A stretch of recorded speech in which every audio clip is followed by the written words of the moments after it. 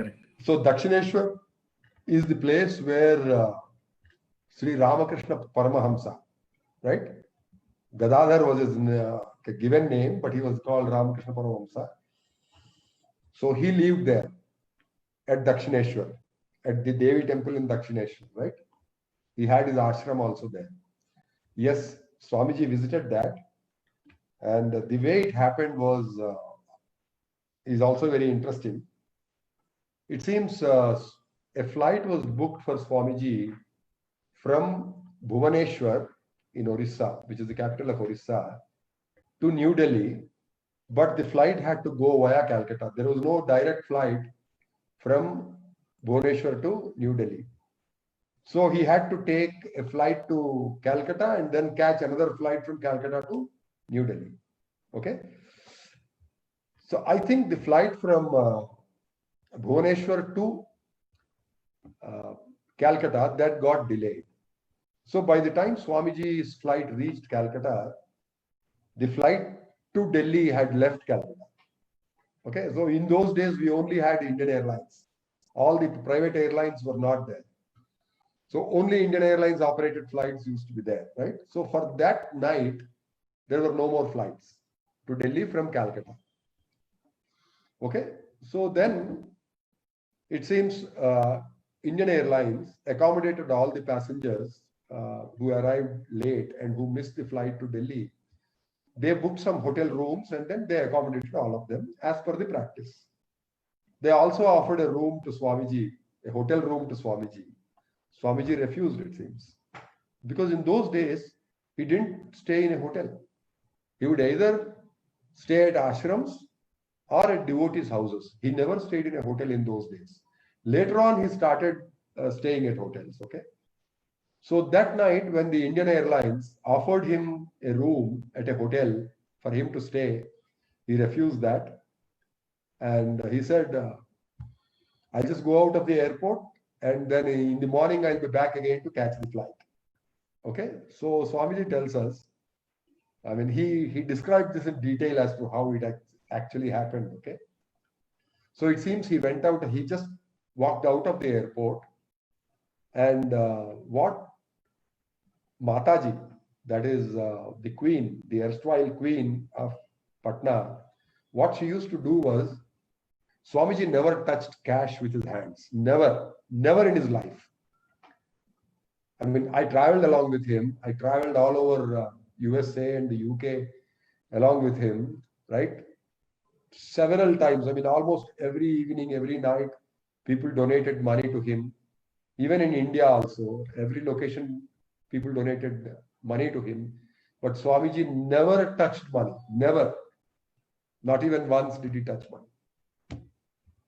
And I'm talking about after he became a yogi. Okay, he never touched cash.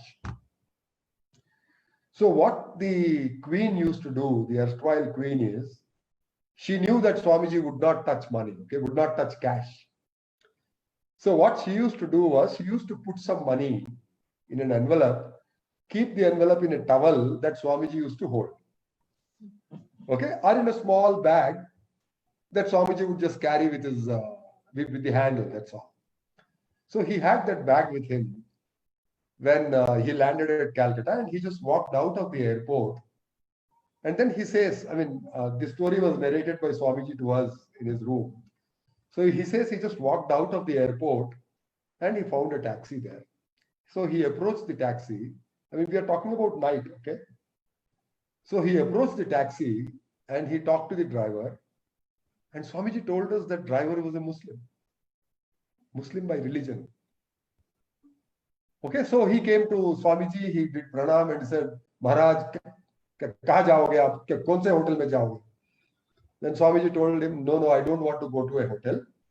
Can you take me to Dakshineshwar? And Swamiji tells us that that driver recognized that this was Ramakrishna Paramahamsa. Swamiji was Ramakrishna Paramahamsa. Okay, then he made Swamiji sit in his car and he was so pleased to have Ramakrishna sit in his car. And then he took Swamiji to Dakshineshwar. Okay, when Swamiji went there, and the other surprising thing was, it seems, I don't know what exactly happened, but it looks like the driver, because he recognized Ramakrishna, Ramakrishna Paramahamsa, he woke up the priest, and the priest came and opened the temple, and the priest also recognized Swamiji, it seems, as the next incarnation of uh, Ramakrishna Paramahamsa. So they opened the temple, they opened the Kalika temple, the Kali Mata's temple where Ramakrishna used to perform the puja. That temple was opened for Swamiji. Swamiji went inside, had darshan, sat there for a while in dhyan.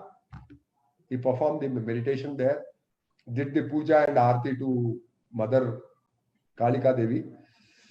And then he came out, and until the time of the flight, or I mean, I'm not sure whether the taxi driver took Swamiji around the whole city of Calcutta, showed him the different places of interest in Calcutta. And early in the morning, when the temple opened, by the time the temple opened, I think he brought Swamiji to the Kalika temple at Dakshineshwar. So he visited the temple, he had darshan of Devi, the Kalika Devi, and then the driver brought him back to the airport so as to catch the next day's flight to Delhi. Okay.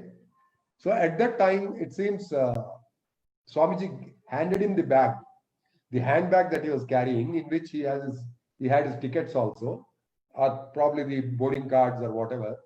He handed over the bag to the driver, and he told him, take as much cash as is your fare, because he never used to touch cash.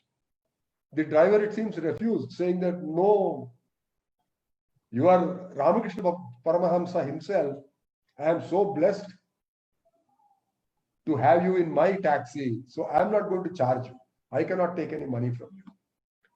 Then Swamiji said, no, no, you don't have to take it as a fare. Take it as a blessing from Swamiji. Okay. Then the bag was handed over to the driver. He opened the bag, took out some cash, whatever he wanted, he wanted to take, kept the rest of the cash. I don't know whether there were any papers or whatever. He kept that all back, gave it back to Swamiji, and then Swamiji simply walked into the airport and caught the next flight to Delhi. So this is how Swamiji visited Dakshineshwar.